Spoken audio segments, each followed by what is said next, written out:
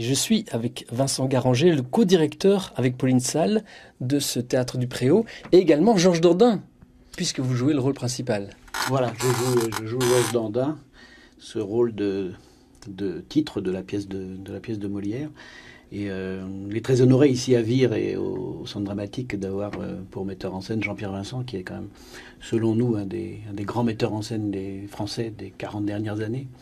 Pour une pièce extrêmement classique, Molière, qui a déjà été jouée bien sûr, dans laquelle vous avez joué il y a X années. Il y a 30 ans, je sortais du conservatoire et un grand nom du théâtre français de l'époque, un de plus, Roger Planchon, m'avait contacté à l'issue de ma sortie d'école en me disant voilà, on va jouer Georges Dandin et tu joueras le rôle de Colin, qui est un rôle très court dans la pièce.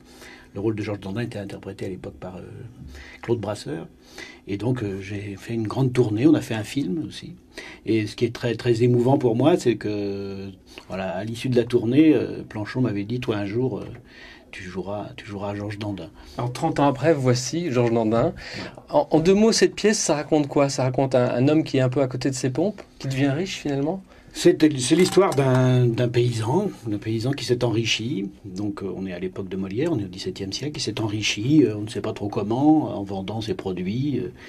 Et puis il a un peu la folie des grandeurs. Il va visiter Versailles et il voit le faste du château, le faste de la cour de Louis XIV.